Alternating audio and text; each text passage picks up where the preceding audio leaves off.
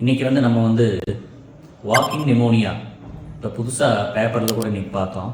Walking pneumonia நிறைய வந்துட்டுருக்கு அப்படிங்கிறாங்க. ஸோ வாக்கிங் நிமோனியா அப்படின்னா நம்ம ஒன்றும் பயப்பட தேவையில்லை. So walking pneumonia, sitting pneumonia, sleeping pneumonia மாதிரி பொழுது விடிய விட மாட்டேங்கிறாங்களே ஐயா. ஒன்று தெரிஞ்சு போச்சுடா, இந்த பிரபஞ்சத்தில் உங்க மத்தியில இந்த உசுரை காப்பாத்துறது ரொம்ப சிரமம். வாக் பண்ணுறதுனால வர நிமோனியா இல்லை.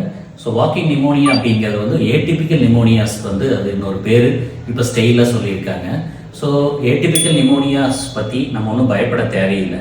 ஸோ ஏடிபிக்கல் நிமோனியா எதனால் வருது அப்படின்னா some bacterial infections, mycoplasma and chlamydiae, some virus.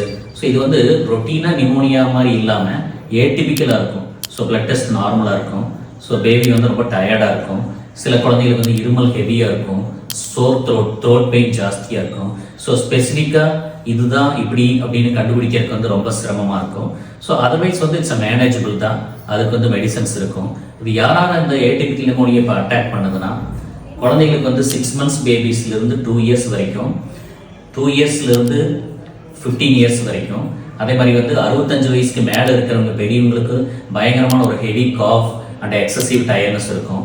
அதனால் இந்த ஏடிபிக்கல் நிமோனியா அப்படிங்கிறத பற்றி நம்ம பயப்பட தேவையில்லை. ஸோ பேப்பரில் கூட வாக்கிங் நிமோனியா வந்திருக்குன்னு போடுறாங்க. So nothing to worry. It's medicines available. So treatable. So nothing to worry. Thank you.